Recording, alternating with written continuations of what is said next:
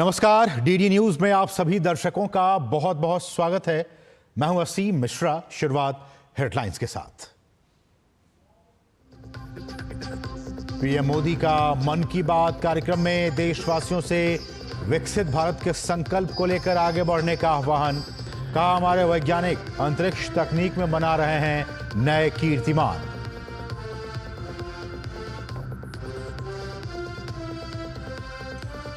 भाजपा अध्यक्ष जेपी नड्डा ने अहमदाबाद में कांग्रेस पर बोला हमला।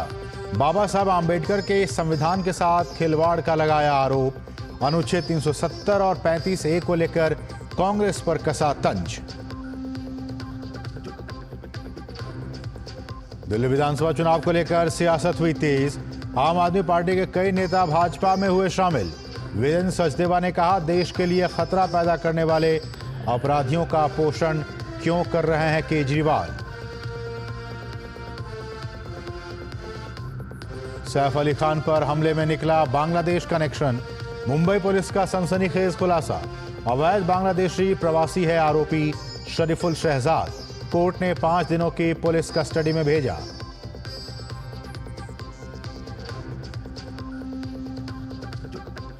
कई घंटों के विलंब के बाद आखिरकार लागू हुआ गाजा संघर्ष विराम समझौता। हमास ने सौंपी पहले चरण में रिहा होने वाले 3 महिला बंधकों की सूची। इजराइल के विदेश मंत्री ने कहा, गाजा से हमास का सफाया जरूरी।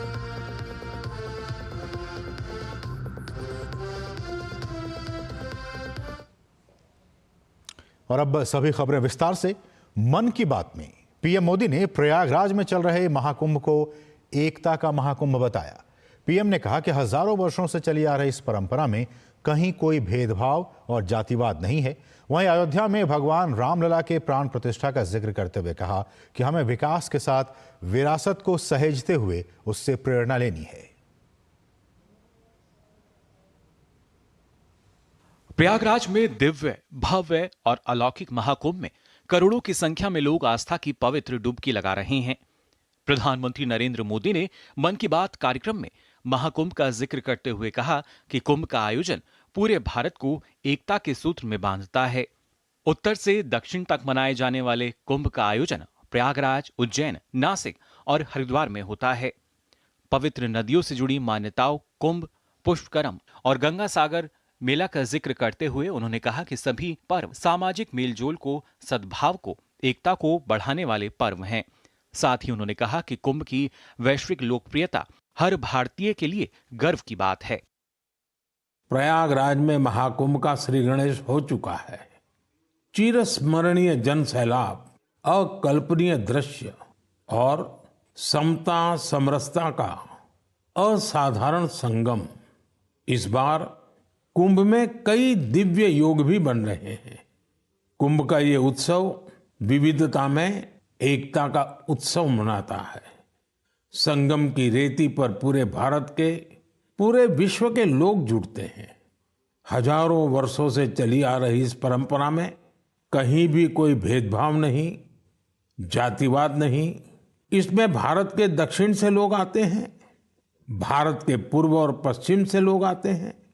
कुंभ में गरीब, अमीर सब एक हो जाते हैं।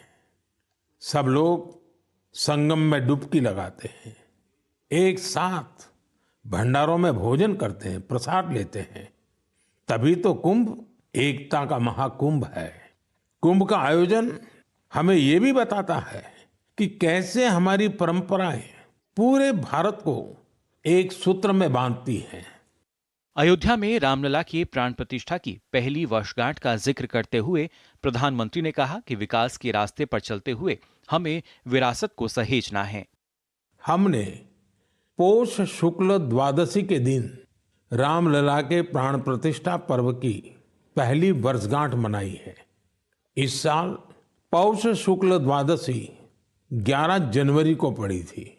इस दिन लाखों राम भक्तों ने अयोध्या में रामलला के साक्षात दर्शन कर उनका आशीर्वाद लिया।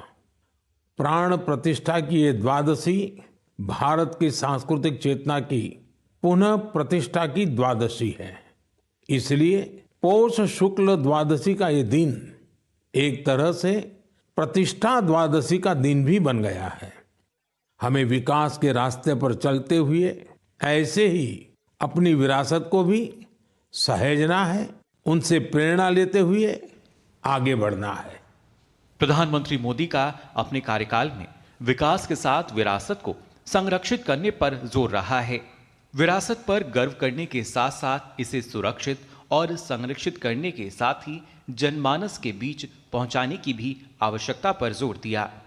आज देश गुलामी की मानसिकता से मुक्त होकर विकास और विरासत दोनों को साथ लेकर चल रहा है। Bureau report, DD news. केंद्रीय गृह एवं सहकारिता मंत्री अमित शाह आंध्र प्रदेश के विजयवाड़ा में एनडीआरएफ के 20वें स्थापना दिवस कार्यक्रम में मुख्य अतिथि के तौर पर शामिल हुए। उन्होंने राष्ट्रीय आपदा प्रबंधन संस्थान के दक्षिणी परिसर, एनडीआरएफ की 10वीं वाहिनी और रीजनल रिस्पांस सेंटर के सुपौल परिसर सहित लगभग 220 करोड़ रुपए के विभिन्न परियोजनाओं का लोकार्पण और शिलान्यास भी किया। इस मौके पर आंध्र प्रदेश के मुख्यमंत्री एन चंद्रबाबू नायडू भी मौजूद थे। अमित शाह ने आपदा राहत अभियान में एनडीआरएफ के सक्रिय योगदान की सराहना की। नेपाल, इंडोनेशिया, टर्की और बांग्लादेश और म्यांमार, वियतनाम, कई देशों के अंदर जब एनडीआरएफ की टीमें गई तब वहां की जनता को मदद करने में इनकी भूमिका की वहां के राष्ट्रीय अध्यक्षों ने भूरी प्रशंसा की है। एनडीएमए ने बनाई हुई नीतियों को जमीन पर एनडीआरएफ ने उतारा है और इसके कारण डिजास्टर मैनेजमेंट के मामले में आज भारत ग्लोबल लीडर बनकर बाहर आया है। केंद्रीय गृह मंत्री अमित शाह ने एनडीए सरकार में एनडीआरएफ के क्षमता विस्तार से जुड़े प्रयासों का भी जिक्र किया। डिजास्टर ईश्वर जब भेजता है तो एनडीआरएफ काम में आता है और मैन मेड डिजास्टर जब होता है तब एनडीए काम में आता है। 2014 से 19 5 साल अपार संभावनाओं वाले राज्य आंध्र प्रदेश की जिस प्रकार से दुर्गति हुई वो मैन मेड डिजास्टर था। आंध्र प्रदेश की जनता को विश्वास दिलाना चाहता हूं कि आपके 5 साल जो व्यर्थ गए हैं इसकी चिंता मत करना। 3 गुना स्पीड से चंद्रबाबू जी और मोदी जी की जोड़ी आंध्र प्रदेश का विकास करेगी। भाजपा के राष्ट्रीय अध्यक्ष और केंद्रीय मंत्री जेपी नड्डा ने गुजरात के अहमदाबाद में संविधान गौरव अभियान को संबोधित किया। उन्होंने कांग्रेस पर बाबा साहेब अंबेडकर के संविधान के साथ खिलवाड़ का आरोप लगाया। नड्डा ने अनुच्छेद 370 और 35A को लेकर कांग्रेस पर कटाक्ष किया। वो शेख अब्दुल्ला जो धारा 370 जवाहरलाल नेहरू जी के साथ मिलकर के रच रहे थे और अंबेडकर जी उस समय लॉ मिनिस्टर थे, उन्होंने कहा ये मैं देशद्रोह मानता हूं। तो क्या किया जवाहरलाल नेहरू जी ने 1954 में? इसमें धारा 370 के साथ 35A ये भी जोड़ दिया। 35A और 35A में क्या दिया कि जम्मू कश्मीर की नागरिकता और भारत की नागरिकता अलग अलग होगी। जम्मू कश्मीर का नागरिक भारत का नागरिक होगा, लेकिन भारत का नागरिक जम्मू कश्मीर का नागरिक नहीं हो सकता है। अलग प्रधान, अलग निशान और अलग संविधान, ये 35A की देन है।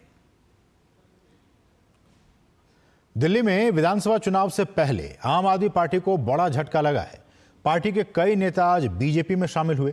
इस बीच सैफ अली खान के ऊपर हमला करने वाले आरोपी का अवैध बांग्लादेशी कनेक्शन सामने आने के बाद भाजपा केजरीवाल पर हमलावर हो गई है।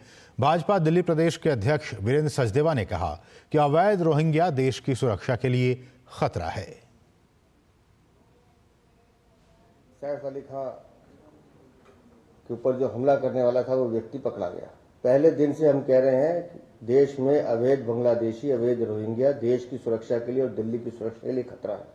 और वो जो पकड़ा गया वो भी अवैध बांग्लादेशी है। जिन बांग्लादेशियों को पालने का काम अरविंद केजरीवाल करते हैं उनको 10,000 रुपये महीना उनके विधायक देने का काम करते हैं। उनके नकली आधार कार्ड, उनके नकली वोट बनाने का काम अरविंद केजरीवाल करते हैं। अरविंद केजरीवाल, ये तुम्हारा रिश्तेदार है जो पकड़ा गया वहां से, क्योंकि इन्हें पालने का काम तुम करते हो।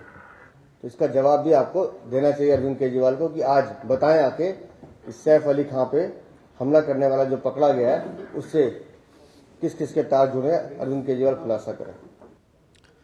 और वहीं अभिनेता सैफ अली खान मामले में कोर्ट ने आरोपी को 5 दिनों की पुलिस हिरासत में भेज दिया है। आरोपी, जो कि संदिग्ध बांग्लादेशी नागरिक है, जांच के दायरे में है। पुलिस इस बात की जांच कर रही है कि उसे यहां किसने मदद की और उसका समर्थन किया, और इसमें शामिल लोगों की पहचान की जा रही है। पुलिस ने मामले की आगे की जांच के लिए अदालत से 14 दिनों की हिरासत मांगी थी। भारत मोबिलिटी ग्लोबल एक्सपो 2025 आम जनता के लिए रविवार से खोल दिया गया है। आमजन निःशुल्क एक्सपो का आनंद उठा सकते हैं। पहले दिन ऑटोमोबाइल प्रशंसकों की भारी भीड़ मंडपम पहुंची।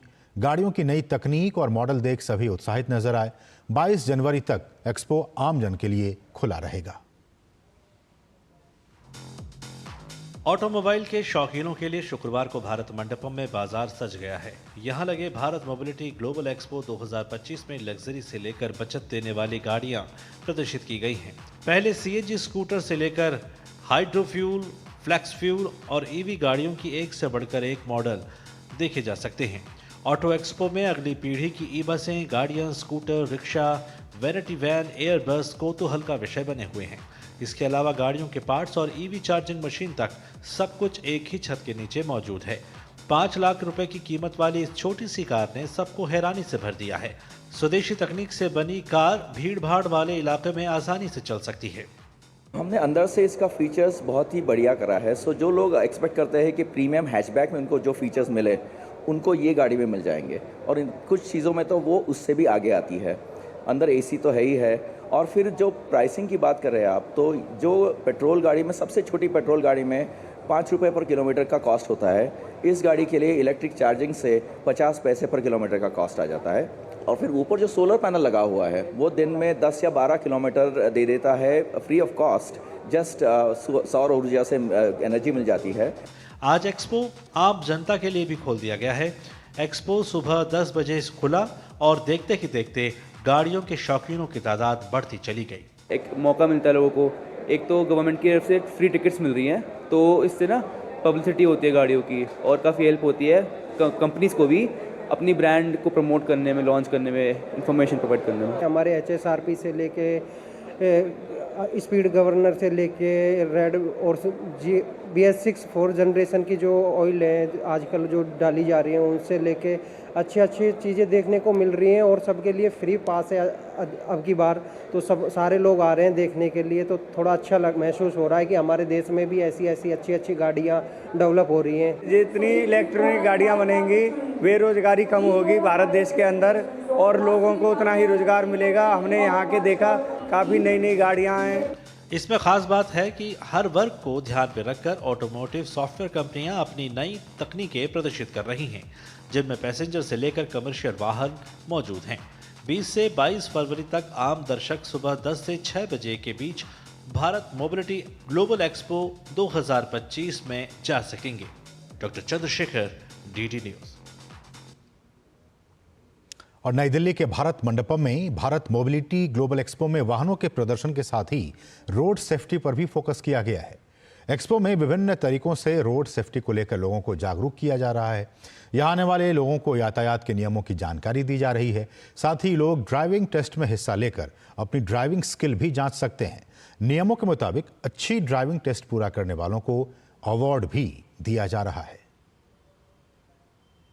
भारत मोबिलिटी ग्लोबल एक्सपो में यहाँ पर इस तरीके से जो है ड्राइविंग की यहाँ पर देखिए ट्रेनिंग भी दी जा रही है, साथ ही इसको यहाँ पर लर्निंग की जा रही है, साथ में यहाँ पर प्रशिक्षण दिया जा रहा है कि किस तरीके से सेफ ड्राइविंग करनी है। और यहाँ पर टेस्ट भी जो है वो ड्राइवर जो है उनका लिया जा रहा है, जो लोग हैं उनका लिया जा रहा है, और उनको यहाँ पर जो सही तरीके से ड्राइव कर रहे हैं उनको पुरस्कृत भी किया जा रहा है। तो इस तरीके से यहाँ पर जो मोबिलिटी एक्सपो है वहाँ पर एक ड्राइविंग को लेकर भी अवेयरनेस जो है वो यहाँ पर फैलाई जा रही है, जिससे कि लोग सेफ ड्राइव करें, और दुर्घटनाओं से बचे। देखिए, इसका मोटिव है रोड सेफ्टी को इम्प्रूव करना। अगर आप देखें इंडिया के अंदर number of road accident deaths world में नंबर 1 पे है इंडिया, और यहाँ भी ये स्टॉल लगा हुआ है जिसमें कि रोड सेफ्टी अवेयरनेस के बारे में, रूल्स के बारे में, ड्राइविंग ट्रेनिंग स्किल्स के बारे में, स्पेसिफिकली बच्चों के ऊपर काफ़ी फोकस कर रहे हैं अभी हम लोग, क्योंकि फ्यूचर देखें अगर आप, यंग जनरेशन, इंडिया को डेवलप कंट्री बनना है 2047 तक। 2047 यानी कि जो आज के बच्चे हैं वो लोग उस टाइम ड्राइव करेंगे सारी चीज़ों को, तो उनका माइंडसेट चेंज कैसे करें। देख सकते हैं आप यहाँ पर बच्चों और जो यंगस्टर हैं उनके लिए खास तौर पे उनको यहाँ पर सिखलाई दी जा रही है, उनको ट्रेनिंग दी जा रही है किस तरीके से जो है वो ड्राइविंग कर सकते हैं, किस तरीके से जो है सही तरीके से नियमों का पालन करते हुए वो ड्राइव कर सकते हैं। और ये इनिशिएटिव यहाँ पर होंडा के द्वारा लिया जा रहा है, और इसी तरीके से पूरे इंडिया में अलग अलग जगहों पर जो है करीब 10 से ज़्यादा जगहों पर इस तरीके से जो है ड्राइविंग टेस्ट और लर्निंग के जो है इनिशिएटिव जो है शुरू किए गए हैं। कैमरामैन राजेश के साथ अजीत द्विवेदी, डीडी न्यूज, दिल्ली। और यहां रुकेंगे बहुत ही छोटे से ब्रेक के लिए। आप देखते रहिए डीडी न्यूज।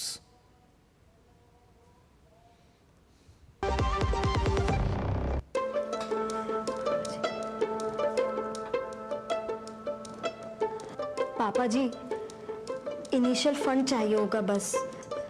मोदी जी ने कहा है आगे स्टार्टअप बहुत बूस्ट होने वाला है। तो फिर मोदी जी से ही कहिए ना फंड करने को।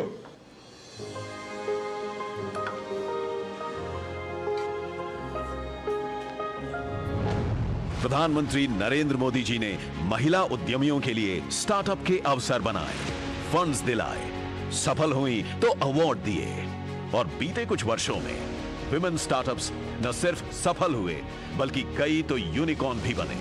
आज करीब 48% स्टार्टअप्स में कम से कम एक महिला डायरेक्टर है। हमारी बहू का अपना स्टार्टअप है ये, आप भी करने दो।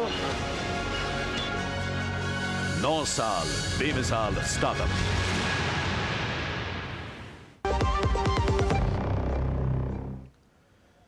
और ब्रेक के बाद आपका फिर से स्वागत है। बिहार सरकार में मंत्री विजय कुमार चौधरी ने कांग्रेस नेता और लोकसभा में नेता प्रतिपक्ष राहुल गांधी पर तीखा तंज किया है। विजय चौधरी ने कहा है कि राहुल गांधी के पास अपने बयानों से खुद को हास्यास्पद बनाने की अद्भुत कला है।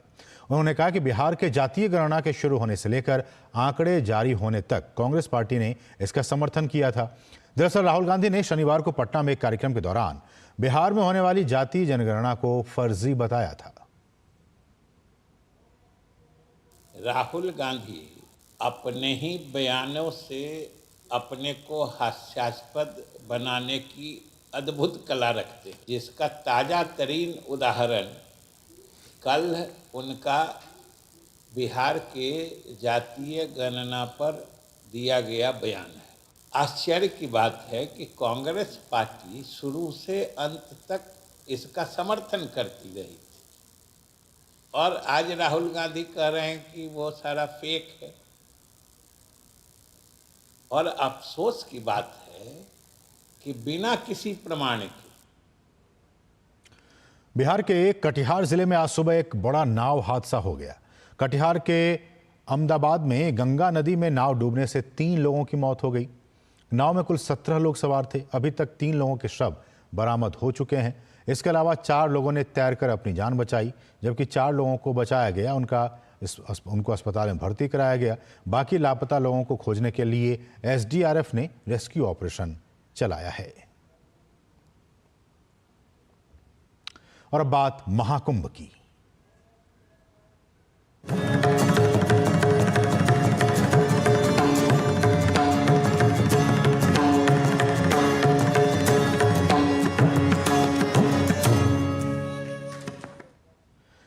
मुख्यमंत्री योगी आदित्यनाथ ने रविवार को महाकुंभ नगर वो पहुंचे। उन्होंने 29 जनवरी को महाकुंभ में होने वाले मौनी अमावस्या पर्व की तैयारियों का जायजा लिया।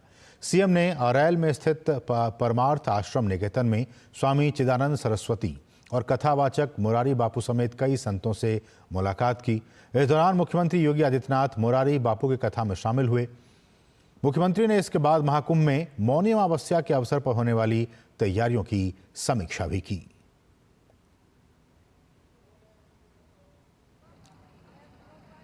आदरणीय प्रधानमंत्री जी ने जो विजन दिया है महाकुंभ के लिए, उसको स्थानीय स्तर पर लागू करने के लिए सभी लोग पूरी प्रतिबद्धता के साथ कार्य कर रहे हैं और मौनी अमावस्या का स्नान 29 जनवरी को और बसंत पंचमी का 3 फरवरी को, ये 2 बड़े महास्नान हैं जो कुंभ की शोभा है। इस महाकुंभ की शोभा है। पूरी व्यवस्था का हम लोगों ने अवलोकन किया है। महाकुंभ में आदरणीय प्रधानमंत्री जी का, आदरणीय राष्ट्रपति जी का, आदरणीय उपराष्ट्रपति जी का कार्यक्रम भी प्रस्तावित है। केंद्रीय गृह मंत्री जी आदरणीय अमित शाह जी का भी कार्यक्रम प्रस्तावित है। और महाकुंभ का सबसे बड़ा स्नान पर्व मौनी अमावस्या के दिन माना जाता है, जो कि 29 जनवरी को आने वाला है। इस दिन प्रयागराज में 8 से 10 करोड़ श्रद्धालुओं की संगम में स्नान करने की उम्मीद है। इस महापर्व का सर्वाधिक लाभ कैसे ले सकते हैं, इसे जानने के लिए डीडी न्यूज के हमारे सहयोगी अजय मिश्र ने आचार्य महामंडलेश्वर कैलाशानंद जी से एक्सक्लूसिव, बहुत ही खास बातचीत की। आइए आपको सुनाते हैं। मकर राशि में सूर्य प्रवेश करने के कारण यहाँ तीर्थराज प्रयाग में महाकुंभ लगता है। और मकर के बाद जो मौनी अमावस्या आता है, क्योंकि अमावस्या भगवान शिव को अत्यंत प्रिय है, इसलिए क्योंकि वो चंद्र का उदय होता और चंद्र का अस्त होता। अब कृष्ण पक्ष और शुक्ल पक्ष की जो अमावस्या है, उस अमावस्या में ही मौनी अमावस्या आता है। तीर्थराज प्रयाग में जब वो अमावस्या आता, तो उस मौनी अमावस्या के दिन, क्योंकि उस स्नान का इसलिए महत्व बहुत है क्योंकि उस दिन मौन धारण करके स्नान करते हैं। और उस दिन कहा गया है कि जो गंगा जल में खड़े होकर के, ठंड बहुत होती है, लेकिन फिर भी यदि कोई खड़े होकर के कटी जल में अगर 1 माला गायत्री कर ले, 108 बार कर ले, तो उसे 1 करोड़ गायत्री जपने का लाभ मिलेगा। और मौनी अमावस्या का जो अमृत राजसी शाही स्नान है, वो इसलिए महत्वपूर्ण है क्योंकि वो सन्यासियों के लिए अत्यंत महत्वपूर्ण दिन है। सन्यासियों के लिए अत्यंत महत्वपूर्ण दिन है क्योंकि भगवान शिव को अमावस्या अत्यंत प्रिय है। तो ये थी महाकुंभ से जुड़ी कुछ अहम खबरें।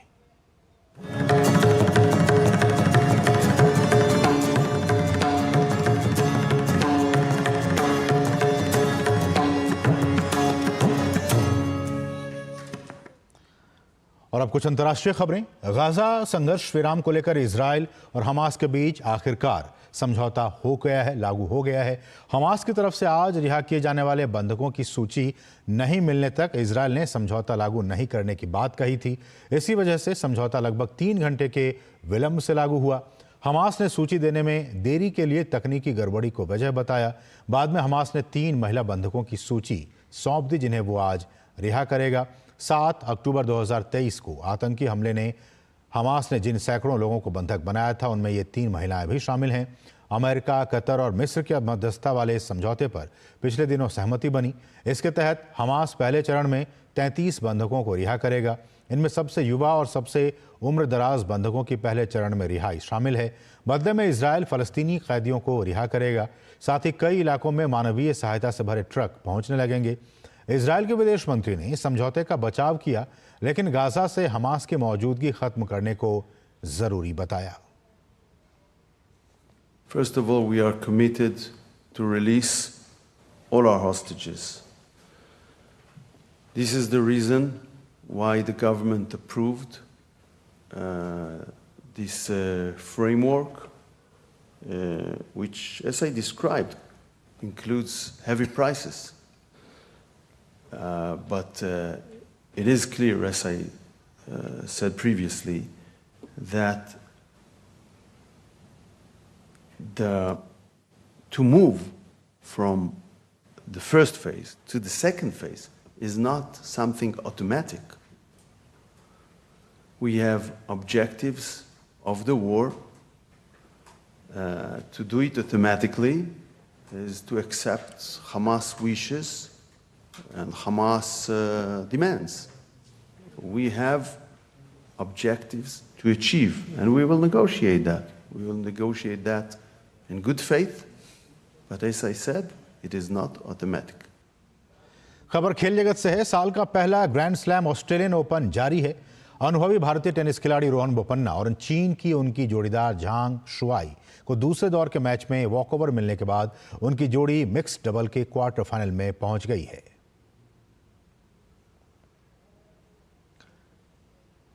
और वहीं पुरुष एकल में कार्लोस अल्कराज भी अंतिम 8 में जगह बनाने में कामयाब रहे। ब्रिटेन के खिलाड़ी जैक ड्रैपर मैच के दौरान चोटिल हो गए, जिसके चलते उन्हें मैच छोड़ना पड़ा। ड्रैपर ने जब मैच छोड़ा तब वे अल्कराज के खिलाफ 5-7, 1-6 से पिछड़ रहे थे। वहीं दूसरी वरीयता प्राप्त जर्मनी के अलेक्जेंडर ज़्वेरेव भी क्वार्टर फाइनल में पहुंच गए हैं। ज़्वेरेव ने फ्रांस के उगो हर्बर्ट को 6-1, 2-6, 6-3 और 6-2 से हराया।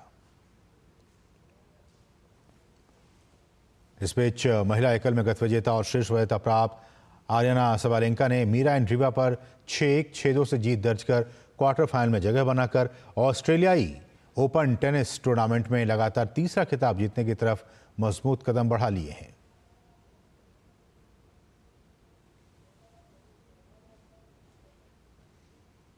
वहीं दूसरी तरफ अमेरिका की कोको गॉफ भी ऑस्ट्रेलियन ओपन के क्वार्टर फाइनल में जगह बनाने में कामयाब रहीं। कोको ने रॉड लेवर एरिना में वेलिंडा बेंसिक पर 5-7, 6-2, 6-1 से जीत दर्ज की। तो इसके साथ ही इस बुलेटिन में बस इतना ही। मुझे और हमारी पूरी टीम को दीजिए अनुमति। नमस्कार।